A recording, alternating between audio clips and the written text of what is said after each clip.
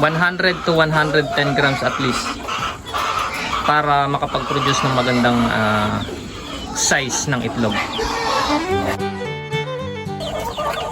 So hello guys, magandang umaga, and ipapakita ko sa inyo yung method ko rito sa pagpapakain ng manok, ng ating mga paitloging manok dito sa ating poultry. So tuwing umaga, ganito ang ginagawa kong sistema rito. Wet feeding yung aking ginagawang pagpapakain. So ano nga bang wet feeding? Ito yung instead na dry feeds, ang pinapakain natin sa kanila is ginagawa natin is binabasa natin or nilalagyan natin ng tubig yung kanilang mga pakain para yung ating mga manok tuwing umaga is mabilis nilang ma-digest or matunaw yung mga feeds. Kasi nga compare sa basang feeds, ay ito yung feeds is mas matagal matunaw sa katawan nila or sa tiyan nila yung mga feeds na dry compare sa wet feeds. Kasi nga basa na yung feeds and madaling madadigest ng katawan or ng tiyan ng ating mga manok. Ayan guys. So nakadepende sa inyo kung saan na yung manok nyo. Kung dry feeding is okay naman yung effect sa inyo, so okay lang yon. And if wet feeding naging okay ba yung effect, pwede nyong gayahin tong aking method.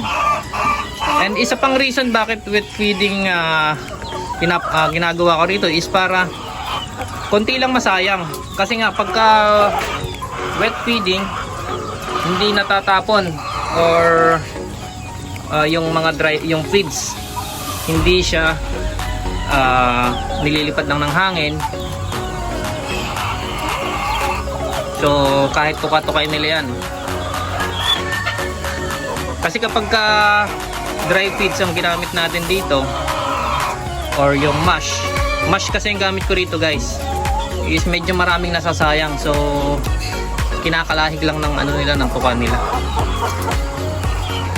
And kung pellet naman guys yung pakain nyo, yung pellet, alam naman natin yung pellet is kukunti lang moisture nun. Mas mababa ang moisture content compare sa mga mash na feeds. So medyo mas matagal yung matunaw ng kanilang katawan guys compare sa babasain nyo pa yung feeds. Kasi niluluto yun. Yung mga crumbles, niluluto pa yon para maging crumble or maging pellet. Matagal siyang matunaw sa katawan ng manok. So kailangan malakas silang uminom kapag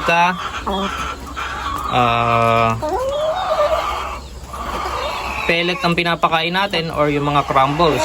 Kasi nga kung mahina silang uminom, so matagal matutunaw yung feed sa katawan nila or sa tiyan nila. So tayo is to. So nasanay naman na yung manok natin guys, wet feeding tuwing umaga, dry feeding tuwing hapon. So 2 beses lang nagpapakain and almost naubos naman nila. So ayan. So ayan guys yung wet feeding program natin dito sa ating mga manok. Meron kasi guys na mga manok na minsan mahinang kumain kapag dry na dry yung kanilang mga feeds. So depende pa rin sa inyo yan guys sa program nyo para mapalakas kumain yung ating mga manok. So ang epekto nun kapag hindi ganong kumakain ng mga manok natin is maliit yung magiging produce nilang itlog. Kaya kailangan maibigay natin yung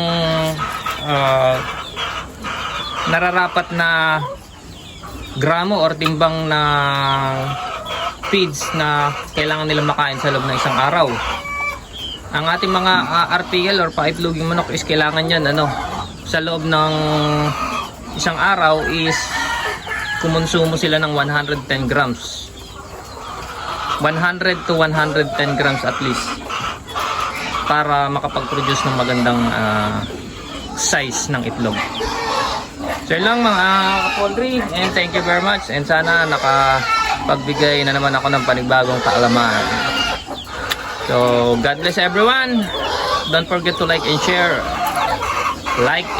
and subscribe. God bless. Peace.